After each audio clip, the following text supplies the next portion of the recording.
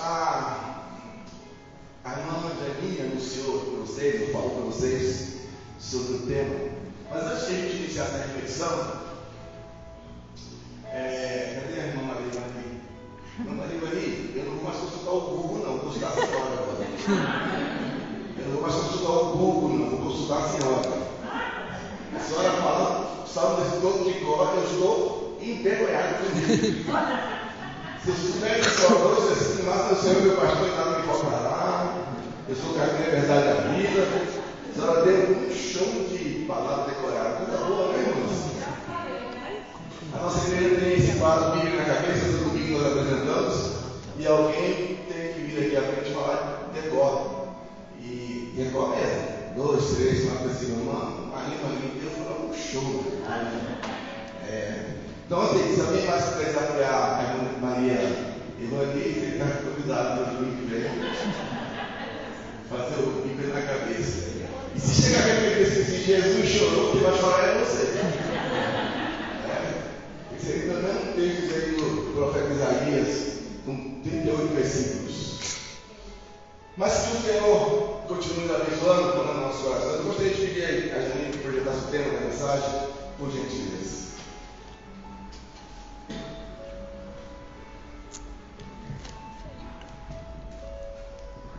Você pode ler esse texto mais alto?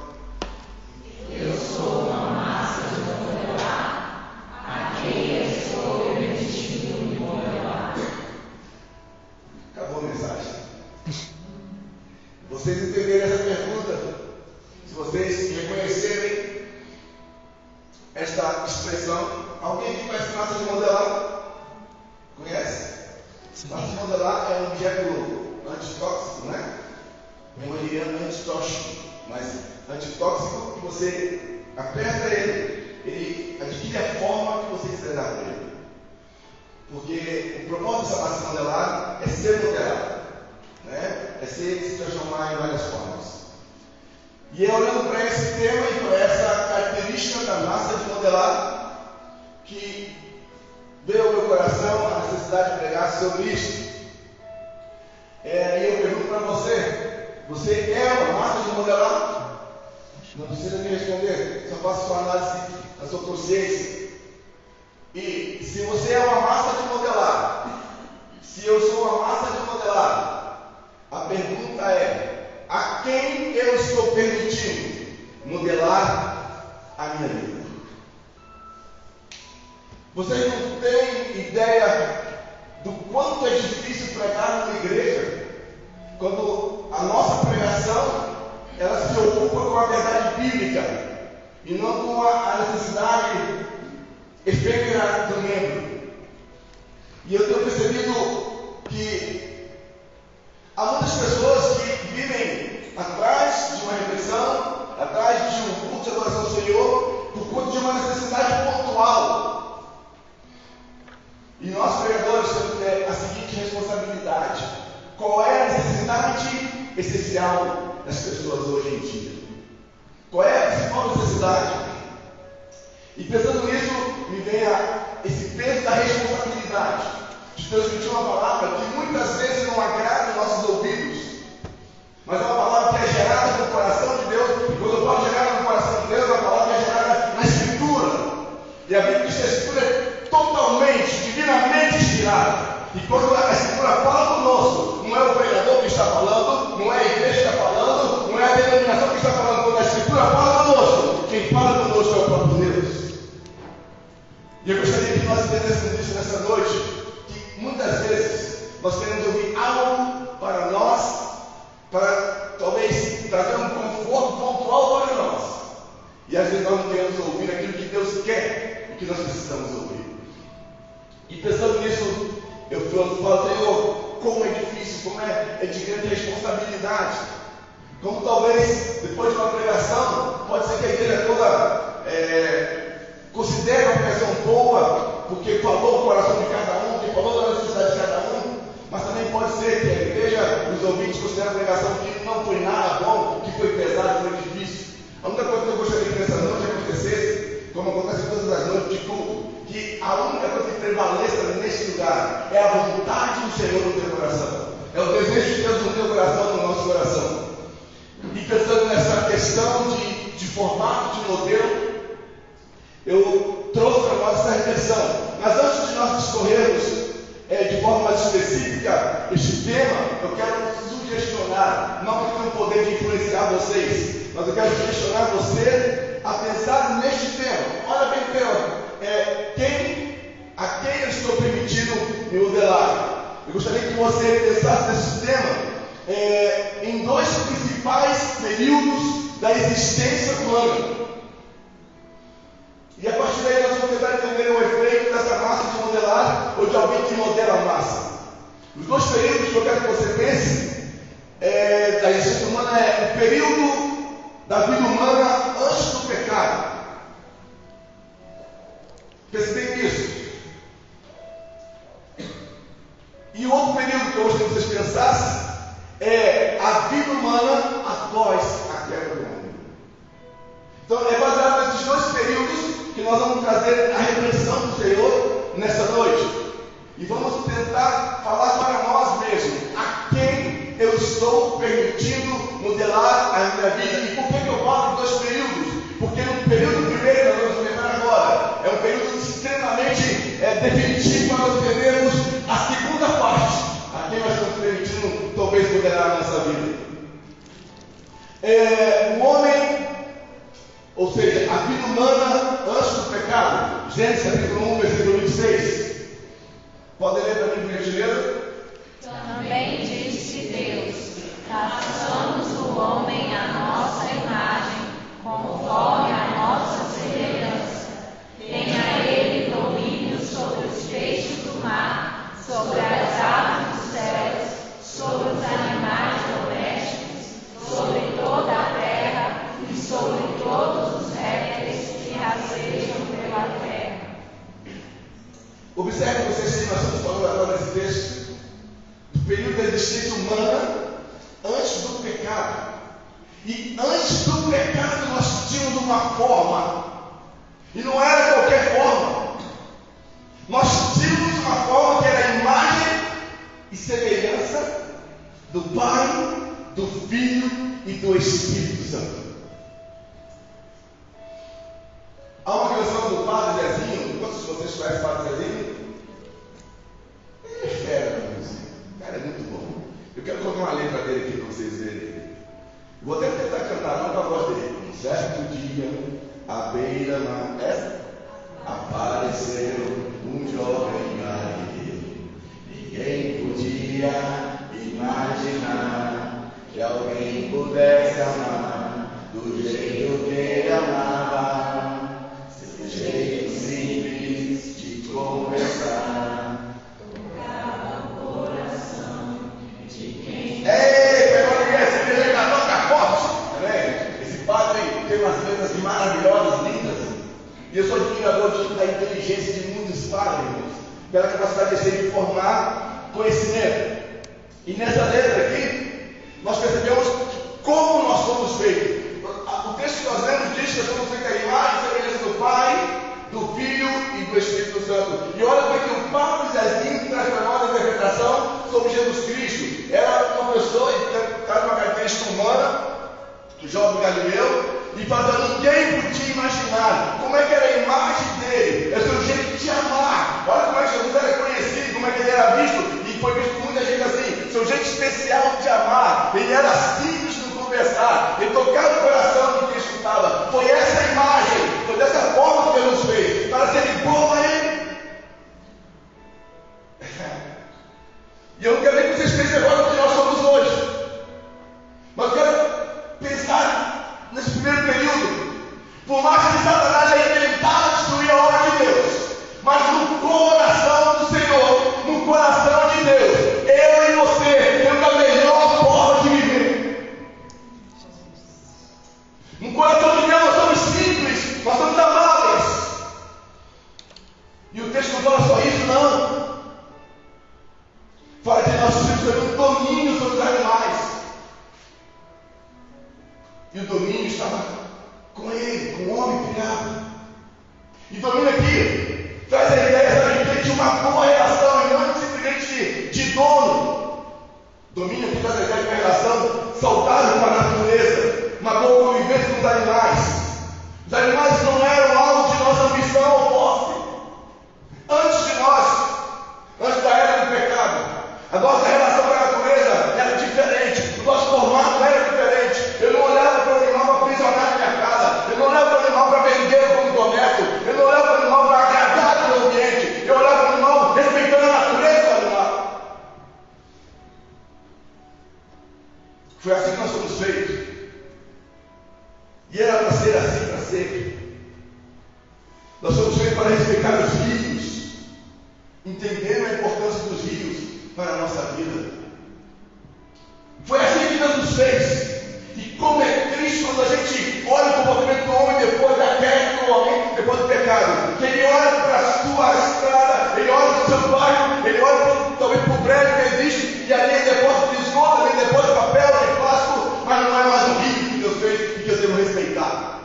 Parece que o homem foi perdendo o formato dele.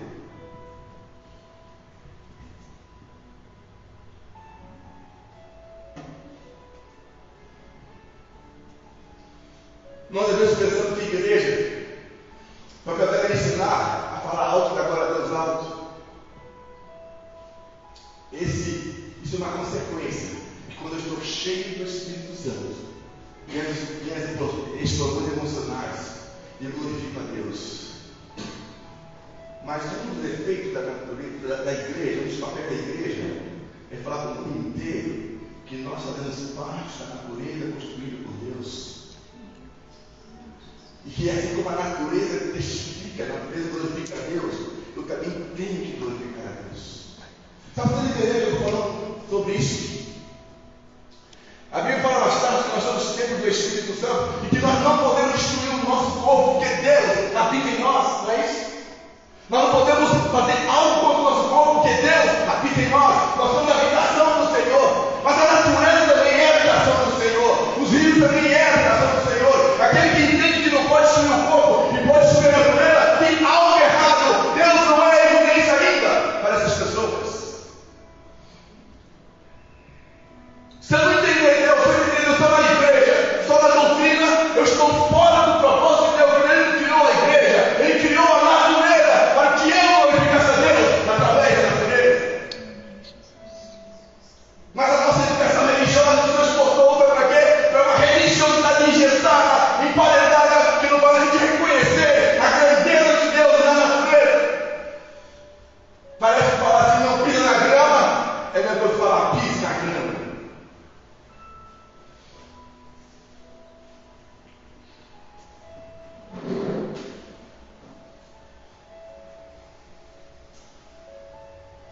Deus nos fez para sermos iguais a Ele, semelhantes a Ele. Deus nos fez para entendermos a essência dele todo o tempo. Assim nós fomos feitos antes da queda do mundo. Mas vamos lá. O outro período que eu quero trabalhar com vocês, tratar com vocês, é a vida humana após a queda do mundo. E aqui nós vamos ver então que nós somos modelados. Não se você deve ficar no meio da bronca, agora eu vou ficar. A gente pode ficar no meio da bronca também, glória a Deus. Se não é bronca não, é uma conversa mais saudável. A vida após a queda do homem. Paulo escreve aos Romanos 3:23. Vocês sabem desse texto? Alguém lembra, por favor? Todos pecaram e carecem da glória de Deus. Na versão NVI, este verso parece com um outro termo que nos traz mais compreensão, pelo menos do meu ponto de vista. O texto diz assim: todos pecaram e estão destituídos da glória de Deus. A palavra destituídos da glória de Deus, a palavra destituído significa afastado. E agora começa para mim o cerne dessa mensagem. A palavra Destituído significa afastado, retirado e desprovido.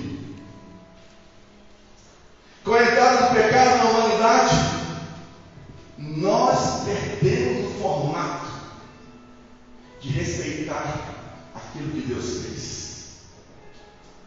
Nós perdemos a pureza e a inocência da vida. E como era bom! Adão e Eva andavam nus e eles não tinham vergonha, não tinham essa maldade, essa malícia. E hoje, para disfarçar tudo isso, foi criado a prévia nudismo. E na fala, sabe o quê? É bíblico. Essa é vergonhice. O nudismo de Adão e Eva estava relacionado à integridade de caráter, à pureza, à alma totalmente tratada por Deus. Mas infelizmente, para daquele nome, as coisas mudaram. E depois que aconteceu essa perda do formato puro, inocente da vida, de lá para cá, as pessoas têm buscado e procurado a melhor forma de viver. E por causa do pecado, a humanidade, o homem em si, se afastou de Deus. Paulo, de uma forma mais ampla, ele afirma neste versículo algo que me chama muita atenção. Ele fala assim: todos pecaram. E o que eu gosto desse texto é que ele não exclui ninguém. Se você está dentro da igreja, se você está fora da igreja, se eu estou na linha evangélica ou não na linha evangélica, se eu sou católico ou não, se eu sou da comunidade espírita ou não, Paulo traz para mim, eu creio na Bíblia, Paulo fala: todos pecaram e se afastaram da glória de Deus. Ou seja, o pecado original atingiu toda a humanidade. Mas ainda bem, assim como por um homem entrou o pecado no mundo, por um homem também entrou a salvação. Nós vamos tratar disso. O pecado original atingiu toda a humanidade. Humanamente falando, nós nascemos no pecado. E é exatamente por isso que nós precisamos compreender o que Jesus disse a Nicodemos em João 3:3. Vocês conhecem esse texto? Vamos ver. Aí respondeu Jesus: em verdade te digo, que se alguém não nascer de novo, não pode ver o reino de Deus. Eu gostaria que vocês entendessem a expressão traduzida em português. Ele fala assim: se alguém não nascer de novo.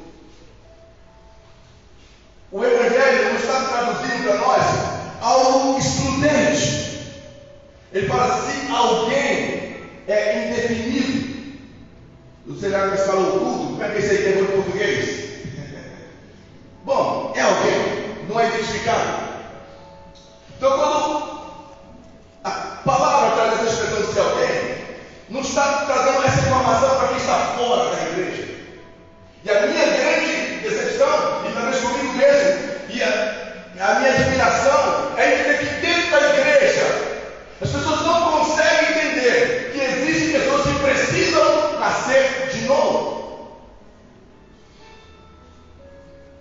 E quando falam em nascer de novo, vai ser uma ofensa para as pessoas. E por que falamos isso? Nascer de novo. Eu quero trazer uma imagem para vocês. Janice, pode colocar por gentileza aquele slide, das 3 gravuras? Observe vocês esse slide. Olha como é que é a trajetória do homem. Jardim do Éden. Ok? Todo mundo já ouviu falar disso, Jardim do Éden. Depois tem a queda do homem, que é uma progressão da história. A queda do homem, e depois tem o quê? A nova Jerusalém. Esse cenário descreve exatamente a trajetória do homem. E eu quero trazer para vocês uma explicação sobre isso. Nos 2 pilares, tanto o Jardim do Éden quanto Nova Jerusalém, tem algo em comum. O que não tinha no Jardim do Éden? O pecado. Amém? E olha como é que termina a trajetória do homem. O que não tem na Nova Jerusalém? O pecado também. E não só o pecado que não tem lá. E entre uma extremidade e outra, nessa polarização de não ter pecado no início quando foi pecado na vida eterna, existe a queda do homem. Fomos feitos, fomos criados para viver no jardim do Éden. Eu fui feito para viver sem pecado. Você foi feito para viver sem pecado. Mas por causa do pecado, segundo o quadradinho, segundo retangular ali, por causa do pecado, nós fomos expulsos do ambiente sem pecado. E agora, irmãos, prestem atenção nessa expressão. Nós fomos expulsos do ambiente sem pecado. Deus pegou o homem, tirou do jardim do Éden e lacrou. Olha, agora vocês não podem mais ficar aqui. Vocês não têm condições de ficar no jardim, porque vocês agora vivem em pecado. E o outro ambiente termina novamente sem pecado para a humanidade. Sabe por quê? Porque o homem caiu, mas Deus é o mesmo, de ontem, hoje e eternamente. Ele continua o Senhor, que é puro, que é perfeito, e que não coaduna com o pecado. Com isso nós percebemos nitidamente que a existência humana tem uma trajetória. Irmãos, preste bem atenção nisso.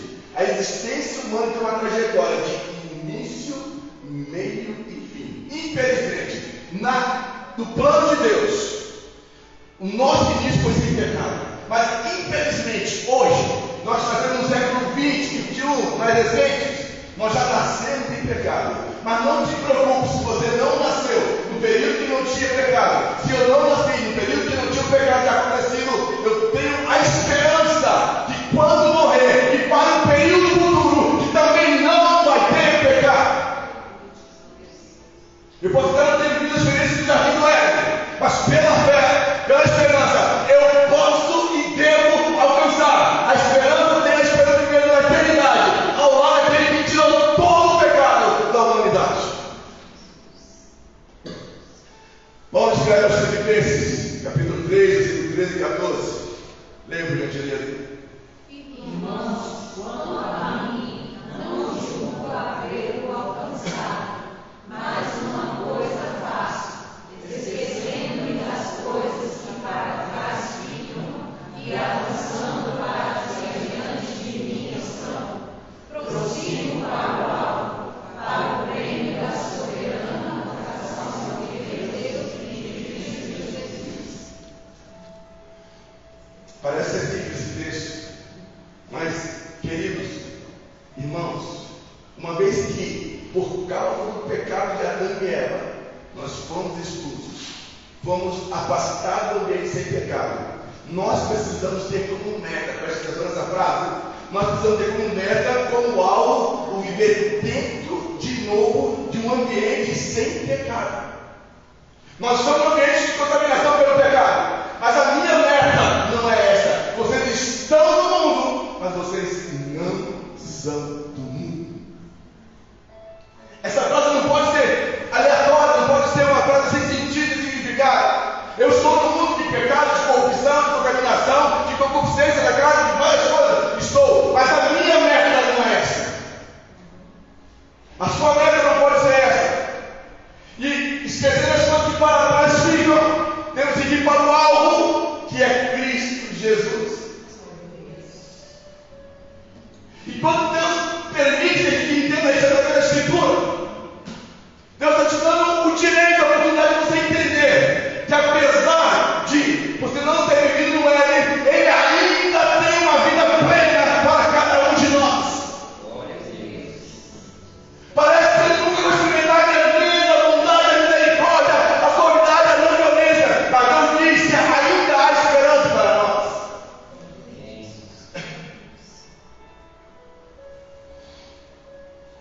Eu tenho certeza, irmãos, que quando nós buscamos o alvo, a gente vai entender muitas coisas que nos aprisionam aqui e vamos deixar de sair envolvidos com ela.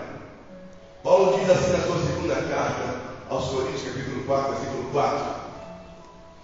Por gentileza. Não faz Deus deste século cegou o entendimento dos incrédulos, para que lhes não resplandeça a luz do Evangelho da glória de Cristo, o qual é a imagem de Deus. início. E é aqui que nós debatemos com uma frase que eu julgo extremamente importante: a falta de entendimento. Esse povo perece, esse povo se corrompe, esse povo se destrói, porque ele não conhece as Escrituras. Eu vou chegar num momento aqui que talvez eu fale muito da individualidade de cada um, mas eu gostaria que você entendesse isso do ponto de vista apenas bíblico.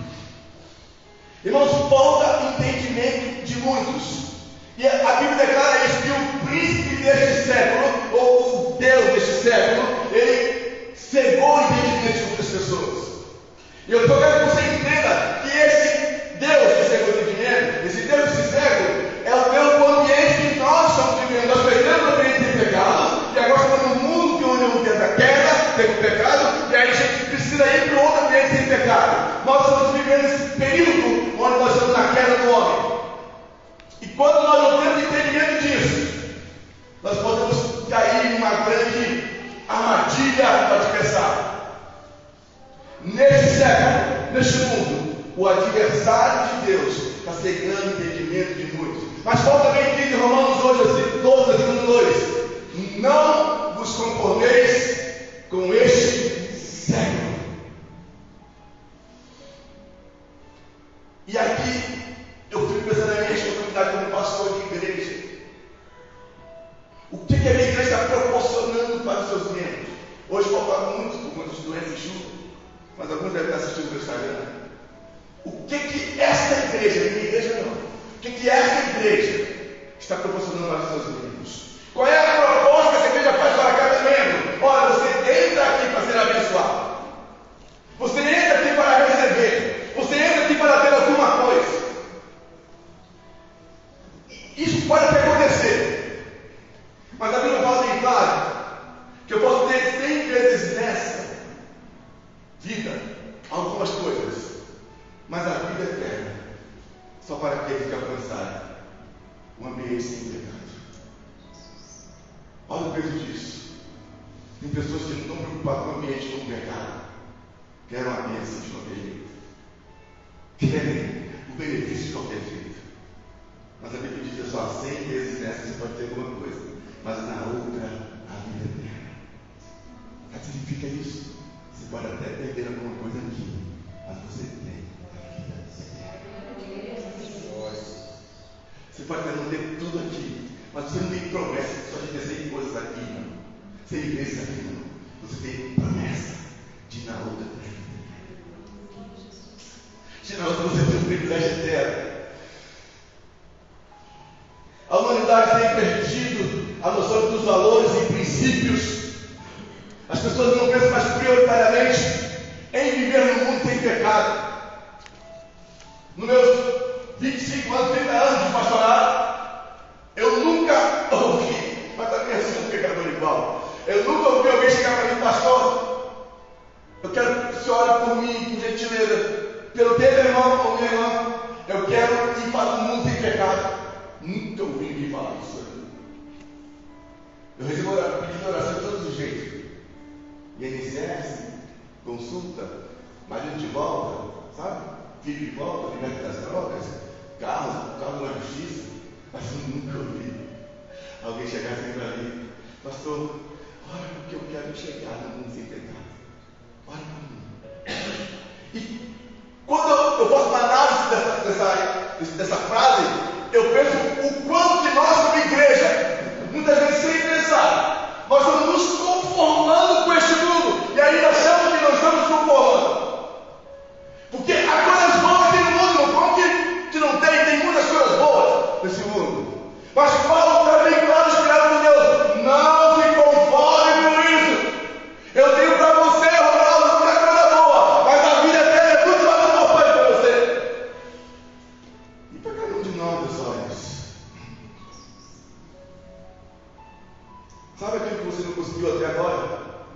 E que talvez seja uma das coisas que te deixa angustiado? Pode ser que você precise entender que Deus tem algo muito maior para você. O que é isso? As pessoas não querem mais viver não penso aí prioritariamente em voltar a viver no mundo sem pecado. As pessoas querem viver num mundo, ouça com cuidado essa expressão, as pessoas querem viver num mundo de conforto, de comodidade, viver de regalias, ostentações, com paixões tão escondidas. Como é bom! Ai, pastor, aquele gato que eu orava por ele ainda comigo, pastor. Pastor, que homem delicioso, pastor. Deus me agraciou, pastor. As minhas amigas tudo me invejam porque o bicho é sarado, o bicho é bonito, o bicho é gostoso, para quem gato que é.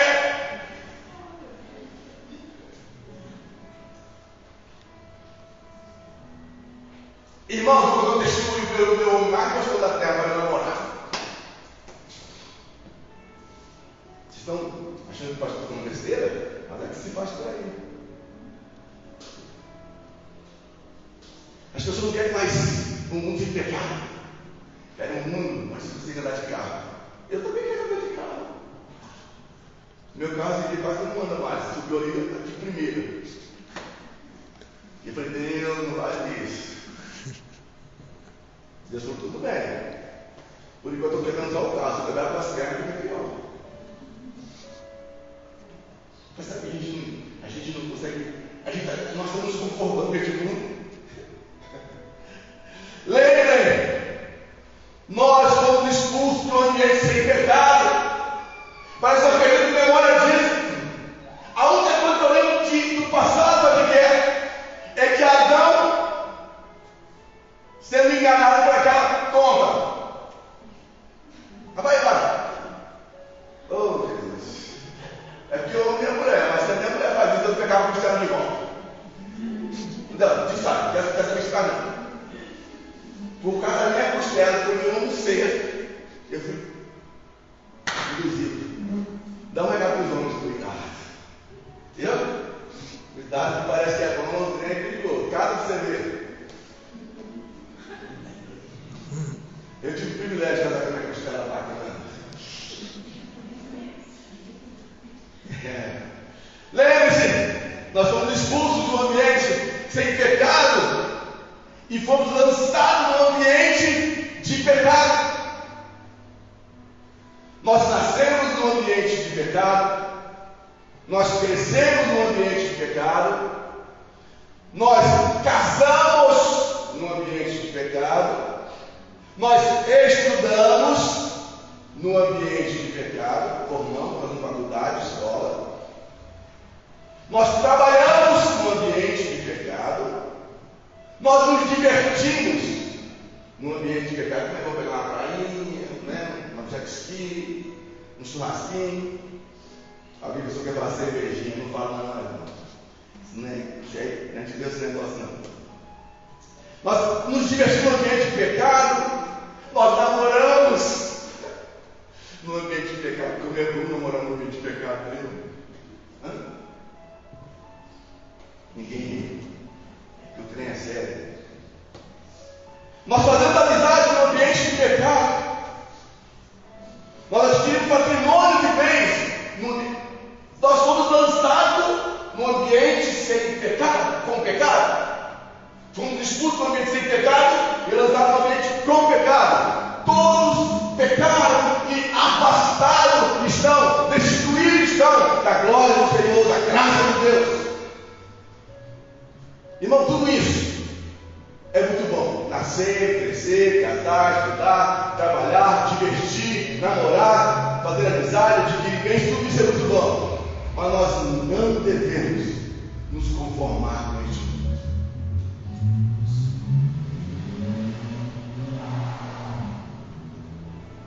Sabe por quê? Porque nós não somos deste mundo.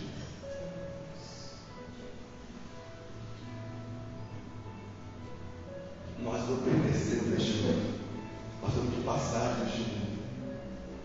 Na primeira carta de João 2,17 está escrito: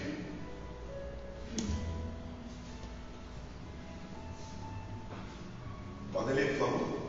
Ora, o mundo passa, bem como a sua consciência.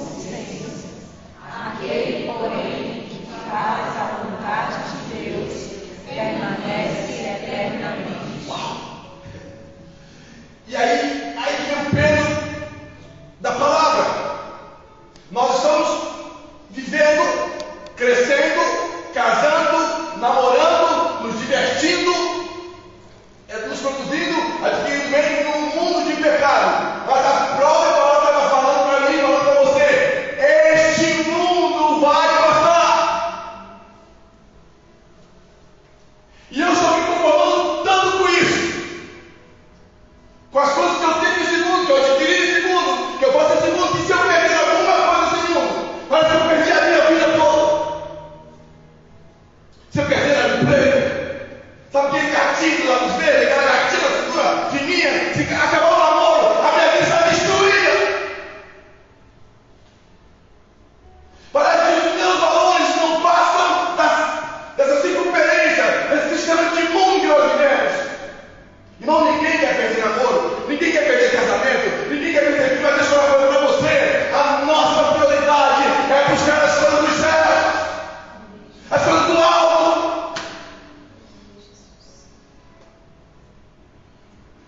E a Bíblia diz que essas coisas passam, olha o que o texto fala, essas coisas passam, mas quem faz a vontade de Deus permanece para sempre. Pode acabar o emprego, pode acabar o casamento, acabou o casamento que acaba de forma nenhuma, mas não perca a cabeça disso. Acabou o casamento, você continua no plano do Senhor para a eternidade. Acabou o namoro, você continua no plano de Deus para a eternidade. Mas quando eu não priorizo Deus, quando eu não priorizo a palavra, tudo que acontece nesse mundo, eu estou conformado, adquire a forma desse mundo, me destrói. Só que tem uma coisa que eu preciso que você me entenda, e que a palavra fala conosco. Jesus olhou para o mundo todo, e para confortar os discípulos, ele fala assim: olha, acho que eu já me engano no início, não se turbe o vosso coração, não deu? Foi isso? Não se turbe o vosso coração, quer dizer, em Deus, ele também, em mim. E sabe o que ele falou? Vou falar para você, Deus o fez. Ele falou assim: eu venci o mundo. Esse mundo vai passar, irmãzinha. Esse mundo vai desaparecer. E quando você vê a glória de Deus se manifestando, quando buscar a igreja do Senhor, você vai saber aonde você esteve o tempo todo, ou olhando para as coisas que do alto viria, ou olhando para as coisas da terra.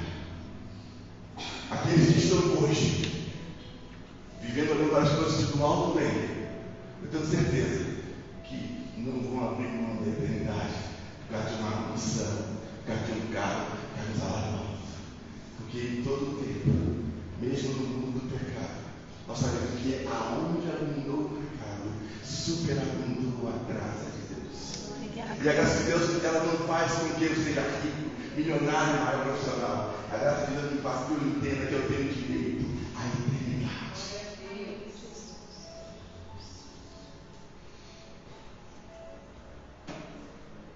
Mas não esqueça, o príncipe deste século cegou o entendimento de muitos. Não tem nenhum problema em orar com você, ou orar com você sobre prosperidade, sobre bênção. Mas se não te ensinar que a prioridade é a vida eterna, não tem sentido. Um certo homem preocupado com os seus alimentos, guardou no seu celeiro um monte de sementes, de plantações, eu vou falar de cereal, trigo, e de repente guardou o que estava comendo, que ia ser, e não quis se alimentar.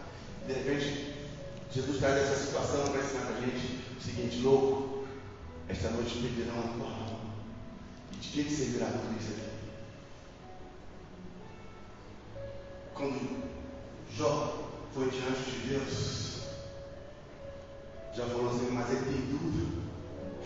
Jó falou para Deus: ele tem tudo, ele pode te adorar. Olha o que Deus respondeu para Jó: você pode tocar em tudo, mas a alma dele, a vida dele, ela está comigo. Pertencendo. Deixa eu falar para você, querido. Tua alma está garantida pelo sangue de Jesus. Não tem preço para ela. E não me diz o amor de Jesus, que Deus amou o mundo de uma maneira da sua vida. Mas presta atenção, nós lemos aqui sobre João, que a gente permanece para sempre, aqueles que ouvem a vontade do Senhor para a vontade de Deus. E agora aqui se faz valer o tema da mensagem dessa noite: eu sou uma massa de modelar. A quem estou permitindo me modelar? Este mundo? Este século? Ou as promessas de Deus contidas na sua palavra? O que é que está moldando a minha vida? São as coisas deste mundo, deste século, ou as promessas de Deus contidas na sua palavra? As pessoas estão acorrentadas que não dá de ir a Jesus para encontrar um descanso para as suas vidas. Conforme diz Mateus 11, 28, vocês sabem? Vinde a mim. E eu vos aliviarei. Tomai sobre vós o meu jugo e aprendei de mim, porque sou manso e humilde de coração. As pessoas eu estou interrompendo vocês, as pessoas estão tão cansadas, tão oprimidas, mas elas estão sérias. O príncipe de séculos cegou o entendimento. Se há peso, se há sobrecarga, se há dificuldade, a palavra que tem para você é essa: esteja em Jesus, venha até Jesus, viva com Jesus, permaneça com Jesus, porque Ele é que dá descanso para as nossas almas. Glória a Deus.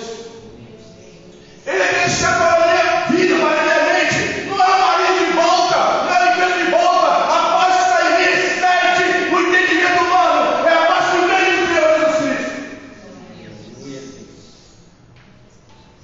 Mas infelizmente, eu me sinto uma massa de modelar. Eu estou me conformando neste mundo, por mais que eu diga que sou crente, que sou dessa igreja. Eu estou aceitando o motivo desse mundo.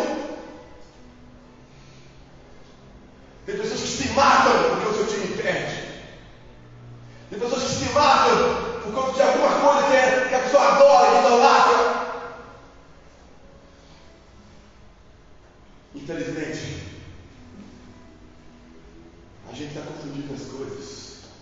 Recentemente, vimos. Desculpa, irmão. Eu queria falar algo antes disso. Jesus fala para nós que Ele é o nosso descanso. E olha só, algumas pessoas estão juntando tesouro na terra. Olhem o que o texto diz: a traça e a ferrugem corrói, e os ladrões roubam. Se eu juntar tesouro na terra, vejam isso. Se isso não é real na nossa vida, parece que a nossa alegria dura pouco, parece que o nosso prazer dura um pouco. Alguém está roubando. Você arruma um emprego 3 meses depois está reclamando. Você arruma um namorado 3 meses depois está reclamando. Você arruma um carro novo 3 meses depois está reclamando. Parece que as pessoas estão sendo minadas, sendo roubadas. Parece que as pessoas não conseguem mais ser felizes por muito tempo. O mundo caído diz que para você se sentir bem, você não pode ser gordinho ou gordinha. E ainda bem que eu não sou gordo, não tem esse problema. Mas mesmo se eu fosse gordo, eu sou feliz demais. Não tem coisa melhor, desculpa aí quem não é da terra, de comer uma costelinha com gordurinha. Mas não, se comer eu vou engordar.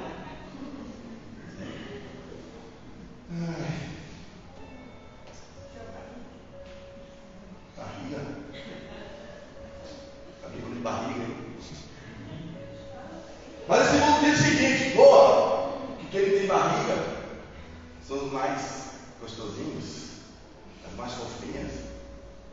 Quer ver uma coisa? Quem é tão fofinho, amor?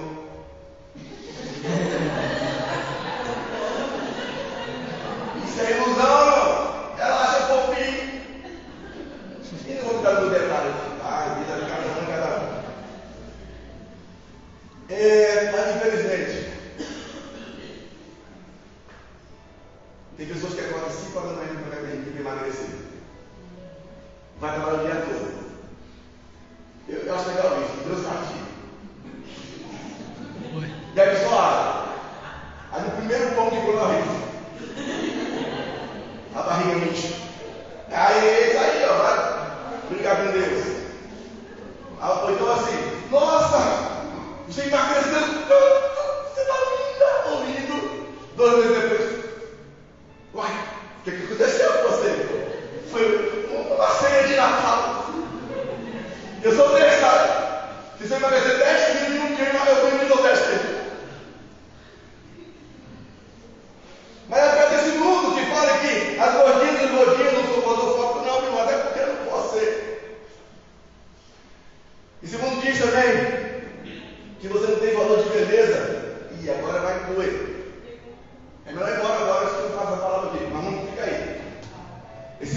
diz também que você não tem valor de beleza se você não se vestir com roupas sexy e imorais.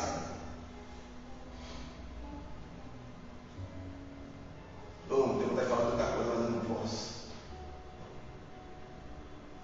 Olha, eu já não sei o que é roupa de domingo ou roupa passear na rua, não sei mais.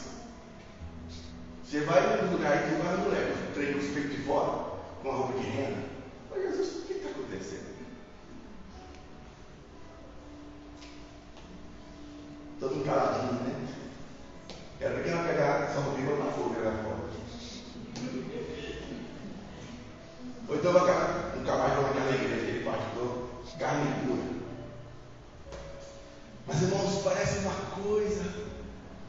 Nós saímos de um mundo tão perfeito.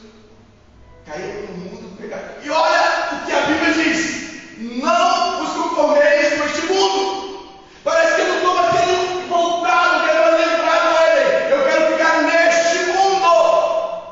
Eu quero me comparar com este mundo. Eu quero ser igual a este mundo. Eu quero ser o melhor neste mundo. Eu quero ser o melhor neste mundo.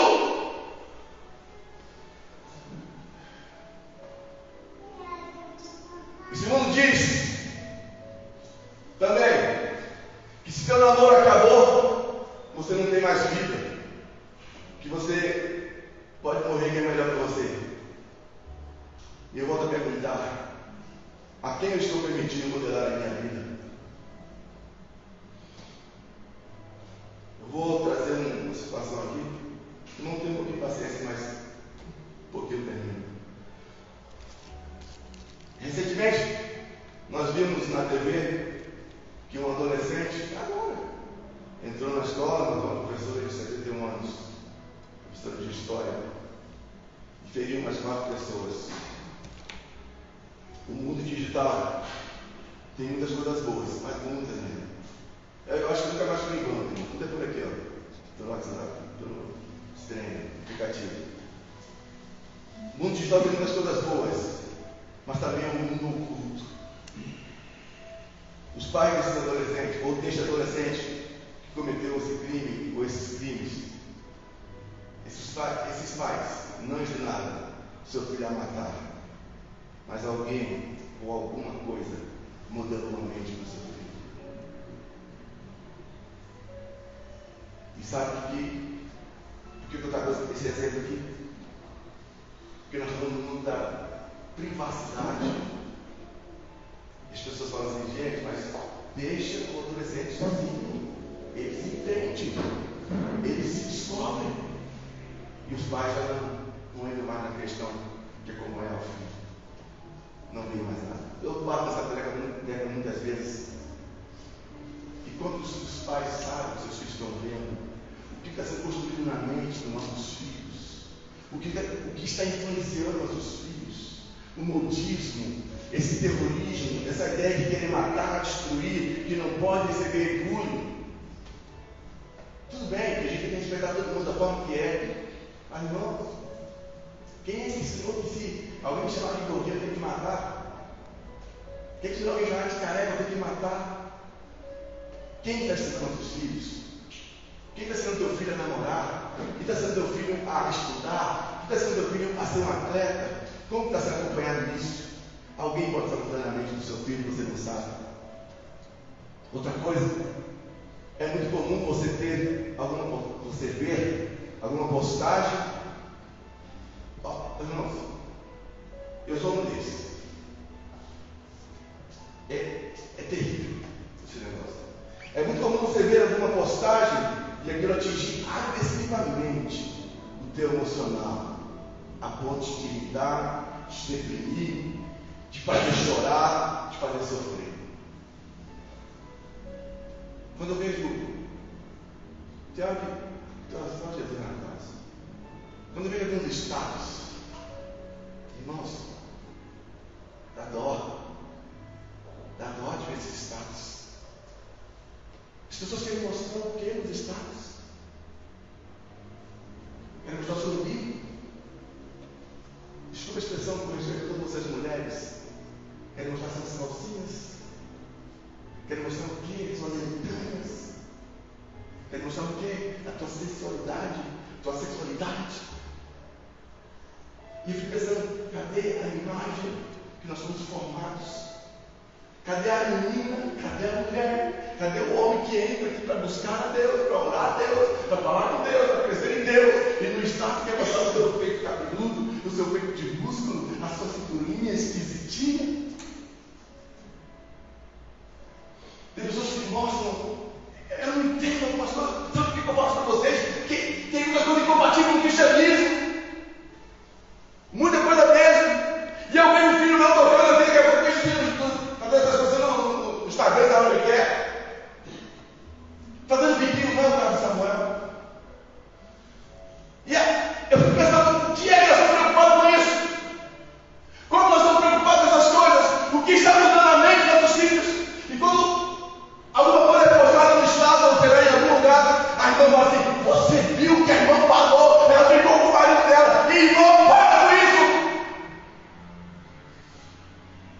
Então você que está postando, você que está falando, a gente começa a sentir raiva, sabe aquela frase assim, saiu do grupo, sabe? Ou então assim, tirou do grupo, parece que já foi com todo mundo. Eu não falo com aquela pessoa, ela saiu do grupo. Você percebe que essas coisas têm modelado a nossa mente? Nós somos sensíveis demais.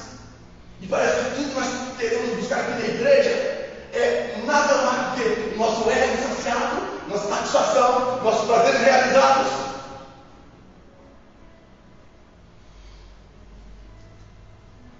E parece que o mundo caído diz que a atitude dessas pessoas é mais importante que a nossa própria vida. O mundo caído diz que você pode ser o que quiser, independentemente do gênero que você nasceu. Não vou nem dar essa questão. Queridos, para terminar, como povo de Deus, como pessoas que pensam no futuro, como pessoas que, eu vou voltar a falar para você, você está no mundo caído, mas você não é deste mundo. Amém, Jesus. Você está no mundo corrompido, mas Salmo 90, 1000 perto do lado, 10.000 do outro, mas eu não sou atingido. Sabe por quê? Que essas coisas não querem pensar, eu estou olhando para o alvo, que é Jesus Cristo. Eu quero a eternidade, eu quero o céu, eu quero a glória. Nós temos a visão do mundo sem pecado ainda. Nós fomos expulsos sem pecado, caímos no mundo com pecado, e agora nós estamos na visão do mundo sem pecado. Eis que vejo novo céu e nova terra. Oh, aleluia! Nós temos essa visão, queridos. Nós temos a lei dos profetas, temos Cristo dos apóstolos, temos as Escrituras e o Espírito Santo do Senhor.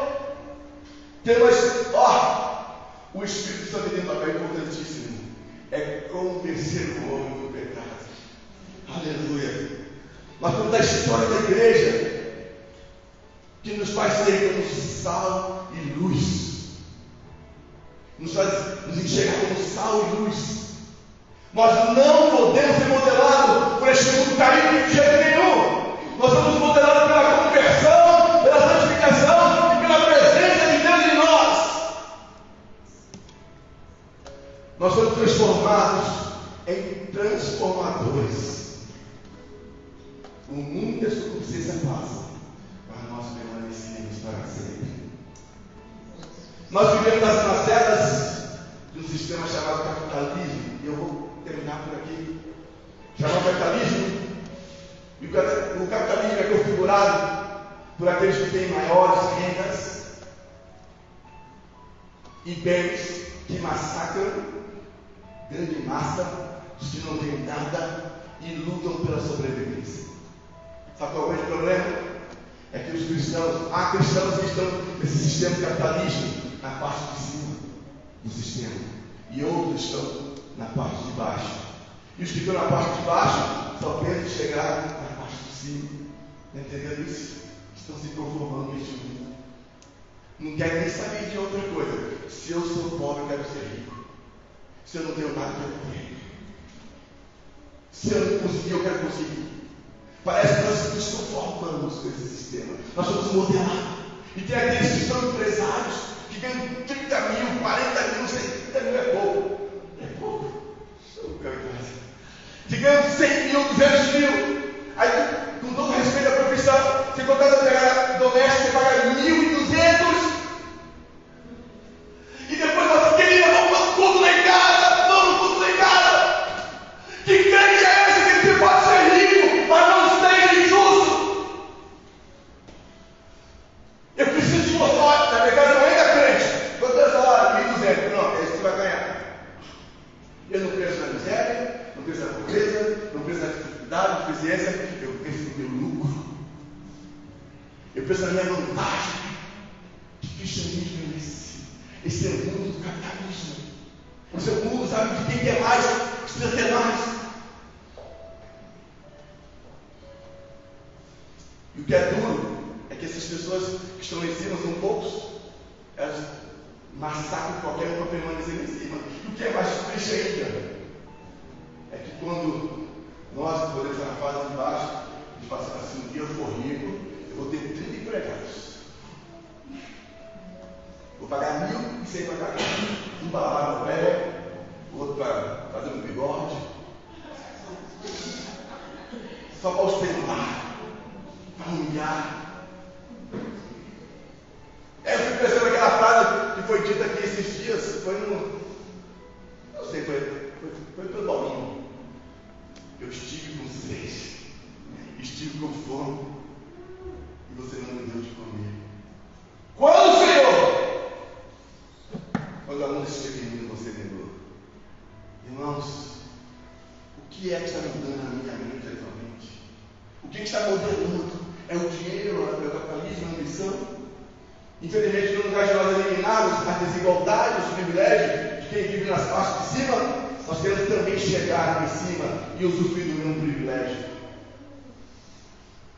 É isso que, equivocadamente, as pessoas chamam de bênção para os filhos do rei. Você já ouviu isso? Eu sou filho do rei, quantos anos não? Rapaz, eu sou filho de Deus, vai vir na minha porta aqui. Eu acho que as pessoas não amam Deus. Ou eu não creio muito nessas coisas, ou eu não sei o que está acontecendo comigo. Não. Vai vir na minha porta. Tem aquele até que olha para o carro andar sem gasolina. Tem umas crenças para tantas coisas, irmão. Tem aqueles que olham para o PM e não vê que o seu carro está sem documento. Ô cristão. Percebe vocês dentro do mundo caído? Se não tomarmos cuidado, nós somos modelados sutilmente com as propostas e oferendas feitas por este mundo caído. A gente acaba se interessando pelas iguarias do sistema. Mas eu quero te dizer uma coisa. Se nós fizermos como Daniel e seus amigos, que não comeram as iguarias do rei, nós seremos os mais preparados para entrar no reino dos céus, na Nova Jerusalém, onde a morte não existirá, as lágrimas serão enxugadas, não haverá luto, nem pranto, nem dor. Nós seremos como vaso na mão do oleiro, seremos como os ossos secos. Deus deu a ordem profética, Ele profetizou, e aqueles ossos viveram. Provavelmente essa mensagem pode ter causado um peso muito grande na sua consciência, ou não. Eu não sei o que aconteceu. Mas a grande verdade é que Deus não te trouxe aqui para falar que você simplesmente está preso, está conectado no mundo caído. Deus te trouxe aqui para falar que existe um mundo sem pecado para você. Que tem um mundo onde Ele está te restaurando para te colocar lá. Mas que eu e você devemos esquecer as coisas que vai trás vida. E nós vamos ouvir uma canção de restauração. Vamos terminar essa reflexão. Deus não te trouxe aqui para te condenar. Deus te trouxe aqui para restaurar a tua vida.